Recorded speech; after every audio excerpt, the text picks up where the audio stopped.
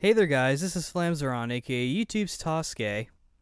I recently got this here game from Gamefly. That's right, Drakengard 3 for the PS3, a game that I've been looking forward to for quite some time, and I've been kind of playing it for a little bit, and I figured I should give my initial thoughts on it. I haven't finished it yet, I'm not even really that far in the game. In fact, I just got to 5, but I figured I should just give sort of my initial thoughts on it, what I think so far, and, just that kind of thing. I feel like I need to go ahead and say that, a friend of mine, according to him, because he lives in Europe, the European version of this game, from what I understand, has a bit of issues with it, like the Japanese voice DLC is really big, like there's text issues and video issues, I think, and it's digital only from what I understand.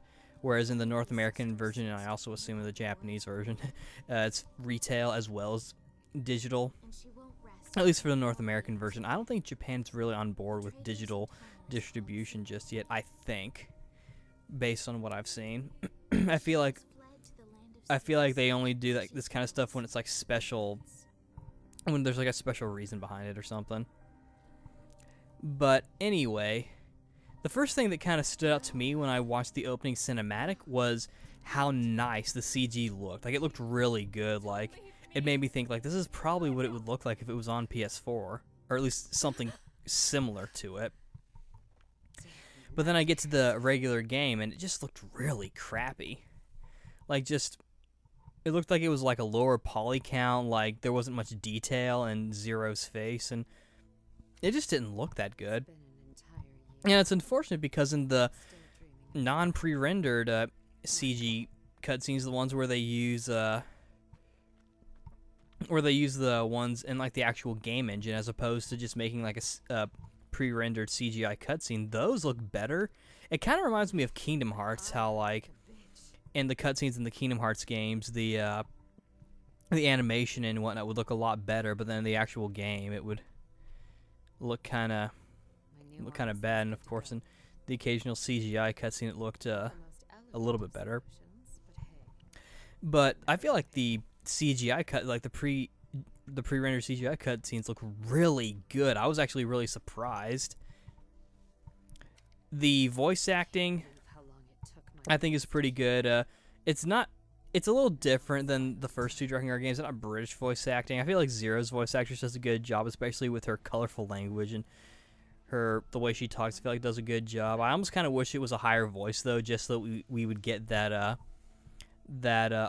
auditory representation of this girl, this femme fatale, if you will, who has like just a big attitude and has a really harsh language. And I think in the Japanese version, she has like a higher voice, but I think the voice works here as well, and I think it works overall. I've noticed some lip syncing issues in cutscenes, which it's unfortunate. I imagine with the Japanese voice DLC patch, it works out fine from what I would probably guess.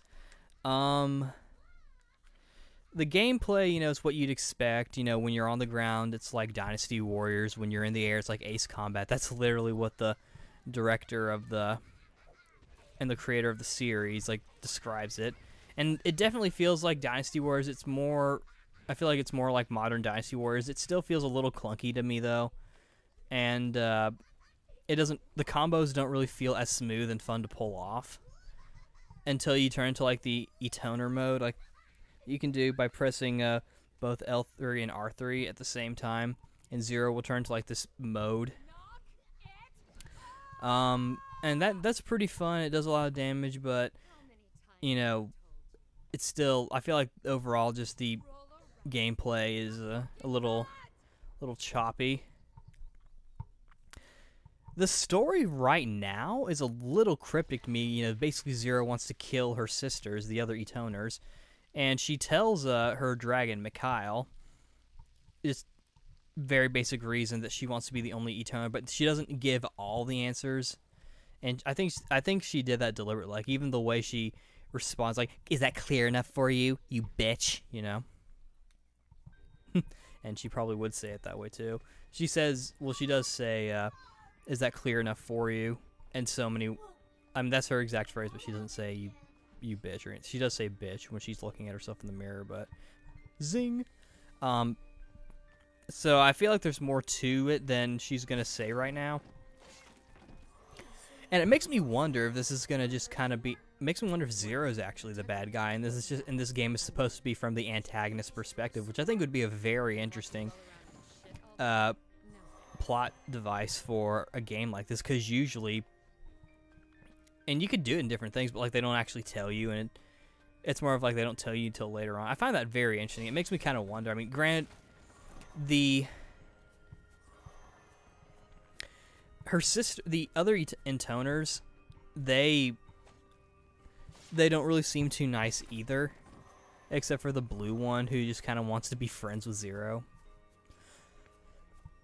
But I feel like there's a lot going on, and the first level the opening level kind of explains everything.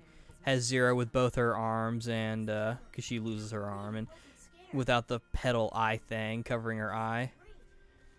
So I imagine that this is probably like right before her descent into madness. I feel like she's definitely a little cuckoo.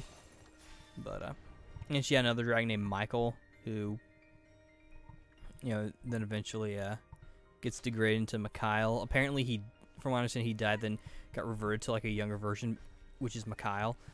Either that or reincarnation, I don't know. But I find the relationship between Zero and Mikhail to be kind of interesting, because Zero is really mean to him. She keeps calling him dummy. And but at the same time, I feel like she's also kind of doing a tough love thing. I feel like Michael? That's the impression I get. Like, there's this one scene where it's like, you're not playing in the water again, are you? And he's like, no. And then she's like, if you're lying, I'm gonna kick your ass. And it's kind of funny because she's being kind of course, most people don't really like being lied to, but I also feel like that's sort of my impression of it. And I know I tend to see these kind of story elements a little differently than others sometimes, but the way I see it is that she's both just being kind of a jerk, but she's also trying to parent Mikhail. That's my impression. I feel like she's trying to kind of toughen him up because she knows that he has a pretty big potential. And what 5 says about Mikhail, and it's sort of like, says like, you know, he's just a shell of his former self, and in the first level, or in the second level, she mentions like, oh, you didn't retain any of his memory. So they give you pretty big hints that Mikhail is what's left of Michael in some way. And perhaps because of that, Zero sees potential in Mikhail because she's seen what he can do as Michael. So, I don't know. And I'm aware there's some DLC costumes. I think the Kaim costume would have been cool. I'm more of a Noe kind of guy. Drakengard 2 is actually probably my favorite out of the 3. Just based on what I've played. Because I have played a little bit of 1. I've finished 2, which should show that that's my favorite. And I have played Nier. And I've also obviously played this.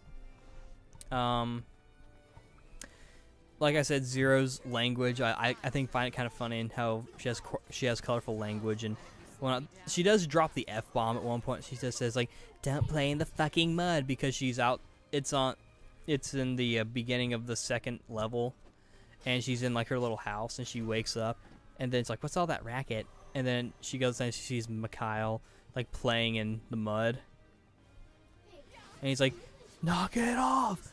Stop playing in the fucking mud!" And then he like freezes, and then I think he pees himself, because they show what looks like a weird upwards ridge in Mikhail's lower belly. So I think that's supposed to be his penis.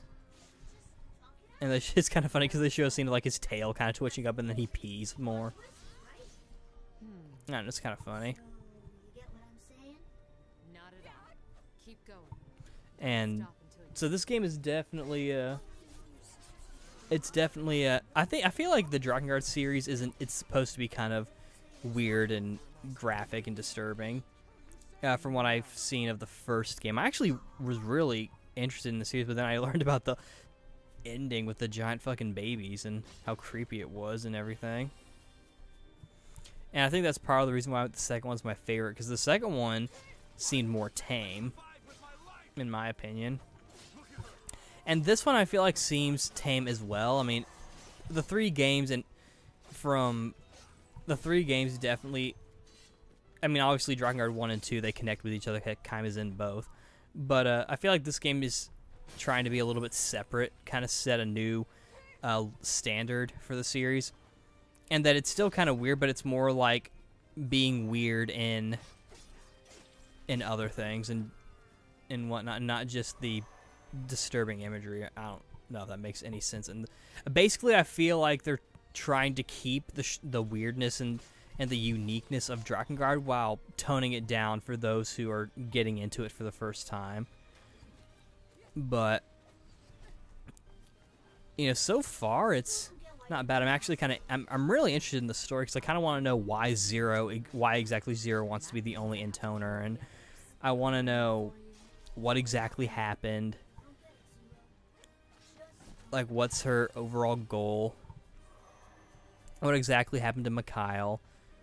Because it's kind of weird because you just assume that Michael dies, but then you suddenly get Mikhail, and I was like, well, what exactly is going on? Like, I want to kind of know what happened, and I'm sure the game will explain more. And I want to see what she does with what Zero does with the people, because I've heard about how she gets other people to join her. I'm particularly interested in Sint or Sento or Clint or whatever name, the guy with the two swords who kind of looks like Kaim, like a mix of Kaim and Noe, I guess. Because I've heard that she uses them for like sexual favors, which makes sense, and I bet she tells Mikhail to go like cover his eyes. But it's definitely an interesting game. It's decent so far. I do kind of wish that, you know, for a Dynasty Warriors clone, you know, I feel like, and you know, like there are cases where it gets kind of repetitive after a while, but then you come back to it and it's fine. I feel the same way about Twin Break. I feel like it's gotten better now that I feel like it's better than I thought it was. But with the Dynasty Warriors like game, I feel like you have to get it right, or as close to right as possible. It's not a good idea to try to stray too much from it, because then it just won't be that fun. I feel like it's a very thin genre where if you cut that thread, it won't deliver very well. I feel like this game does pretty good with it, in my opinion, but you know, overall it's decent so far. I do kind of wish that the gameplay flowed a little bit better and it wasn't as choppy, and I like the word fuck as much as the next guy, but when I hear it in stories, I can't really take it seriously, so I almost kind of wish they'd saved it for another moment. Like maybe she calls like one of the intoners like Five, like, you fucking bitch, or something like that. The music, I feel like, is going to play a big theme in this game, since, you know, the whole intoners and, you know, the music. Heck, when I got to the boss fight in 5 and it starts playing like this weird remix song that kind of comes in, like goes in with her voice, and like her voice kind of cloaks itself into the song. So I feel like, heck, even the boss looks like a fucking crab with a stereo on it. I think music has a bit of a theme in this game. I wonder if Mikhail will ask Zero to sing for him, and she'll be like, no one's ever asked me to sing before because I'm such a whore. But no, I'm kidding. I actually like Zero, from what I've seen so far, at least. But yeah, that's basically all my only impressions on this game so far. Overall, it's decent, but I feel like it's a tad choppy. And I know I said that in the European version there was some quality control, but I also feel like some quality control is present in the North American version as well. If not because of the whole dubbing thing and, you know, lip syncing and just overall quality of the graphics, and because I feel like with this PS3 it should look a lot better. Like even the Tales series, even Exilia and Graces and whatnot that don't have like the highest poly count and don't look photorealistic, at least have like polish to them. But I don't know, maybe they'll make a port for the PS4 that'll just blow my dick off or something. But yeah, that's what I think of Drakengard 3 so far. I'm going to try and play more of it as much as I can. And this is Flames Around AK YouTube Sasuke signing out. See you later.